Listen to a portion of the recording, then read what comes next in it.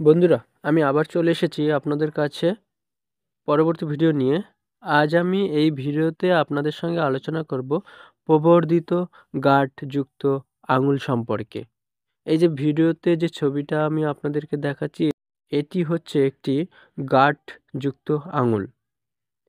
এই আঙুল সম্পর্কে আমি আপনাদের সঙ্গে আজ এই ভিডিওতে আলোচনা করব। তো বন্ধুরা, এই সম্পর্কে সম্পূর্ণ ডিটেলস জানতে অবশ্যই ভিডিওটা সম্পূর্ণ ফলো করো।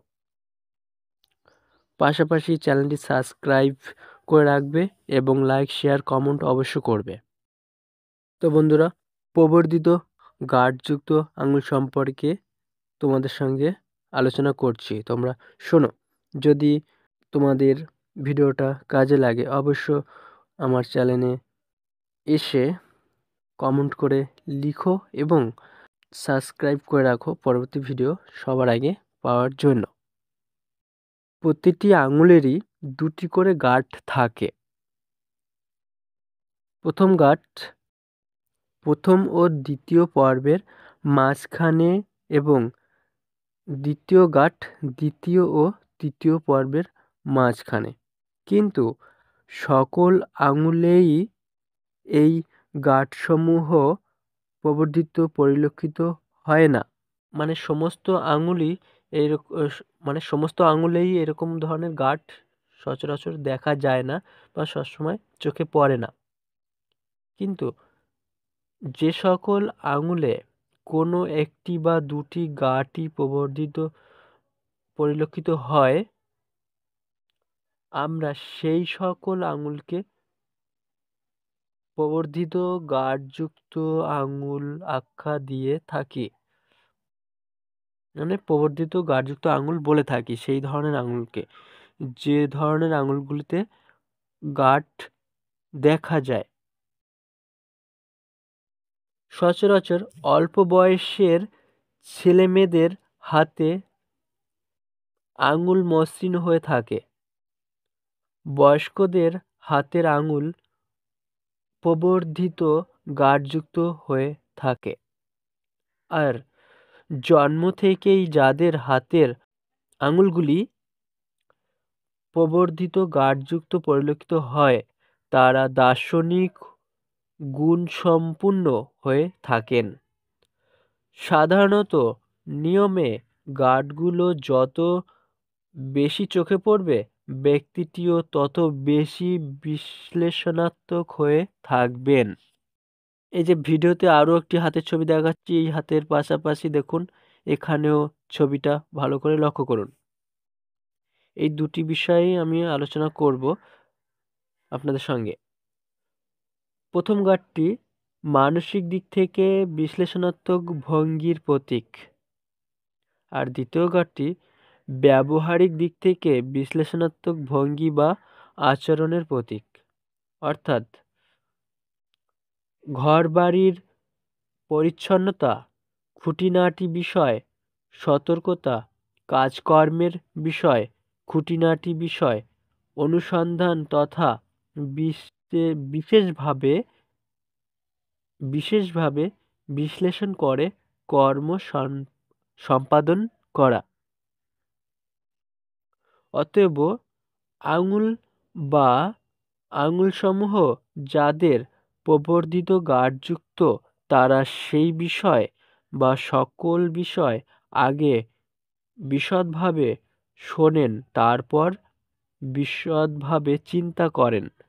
মসৃণ আঙুলের মধ্য দিয়ে জীবনী শক্তি সহজেই সঞ্চারিত হয়ে থাকে, কিন্তু প্রবর্ধিত গাঁটযুক্ত আঙুলের মধ্যে দ্বিতীয় জীবনী শক্তি সঞ্চারিত হওয়ার সময় প্রবর্ধিত গাঁটের ঘুরপাক খায়।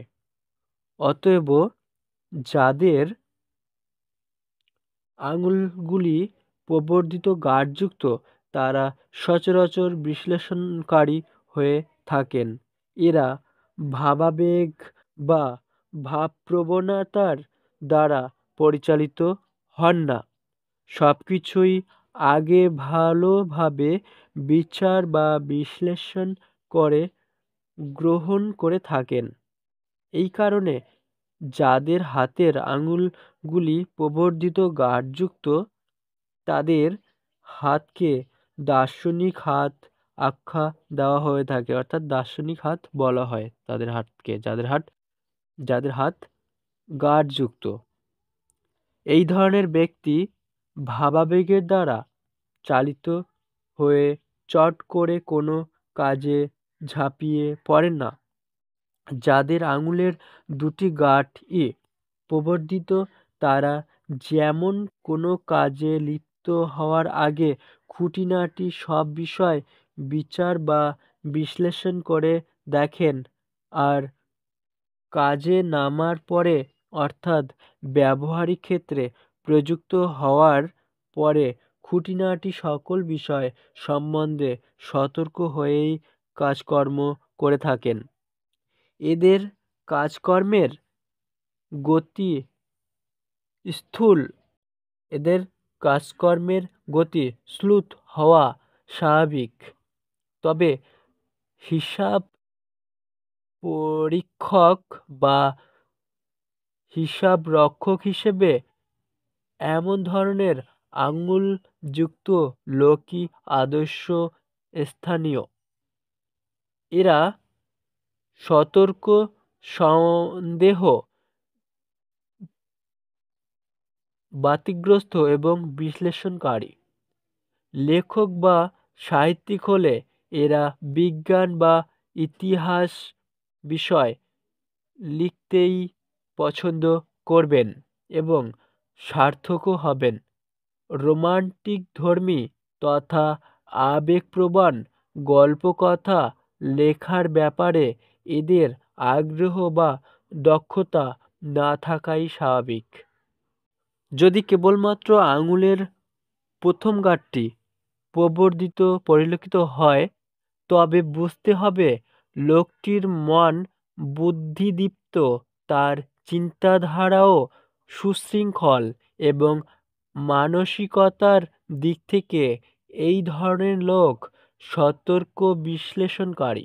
অবশ্য প্রথম গাঁটটি স্বাভাবিক প্রবর্ধিত হলেই লোকটি অনুরূপ গুণসম্পন্ন হবেন, কিন্তু প্রথম গাঁটটি অতিরিক্ত প্রবর্ধিত পরিলক্ষিত হলে অতিরিক্ত বিশ্লেষণাত্মক মনোভঙ্গির জন্যে লোকটি উন্মাদও হয়ে যেতে পারে। প্রথম গাঁটটি যদি অতিরিক্ত প্রবর্ধিত হয় কিন্তু দ্বিতীয় পর্বাদি যদি অপেক্ষাকৃত ক্ষুদ্র হয়, তাহলে আঙুলসমূহ যদি লম্বা হয় তবে অতিরিক্ত মানসিকতার বিকাশ হেতু ভারসাম্য বিনষ্ট হওয়া স্বাভাবিক। যদি কেবলমাত্র দ্বিতীয় গাঁট প্রবর্ধিত পরিলক্ষিত হয় তবে উক্ত ব্যক্তি ব্যবসায়িক ক্ষেত্রে বিশ্লেষণাত্মক ভঙ্গির পরিচয় দেবেন। কাজকর্মের বিষয়ে অত্যন্ত সতর্ক হবেন। ঘর বা অফিসের খুঁটিনাটি বিষয় সতর্ক থাকবেন। বাড়িতে বা ব্যবসা ক্ষেত্রে শৃঙ্খলাপরায়ণ হবেন। যেখানকার জিনিস ঠিক সেখানেই রাখবেন। পরিষ্কার পরিচ্ছন্ন হবেন।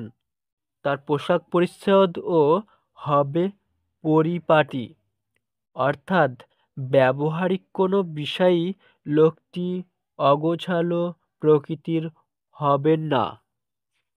আঙুলসমূহ প্রবর্ধিত গাঁটযুক্ত হলে আঙুলের অগ্রভাগের বৈশিষ্ট্য অনুযায়ী সঙ্গতি রেখে বিচার করুন। তাছাড়া এই সঙ্গে অন্যান্য বিষয়ের সঙ্গে সমন্বয় সাধন করে বিচার করুন। প্রবর্ধিত আঙুল সম্পর্কে এতটুকুই আলোচনা। ভিডিওটা ভালো লাগলে লাইক, শেয়ার, কমেন্ট অবশ্য করবেন। নমস্কার।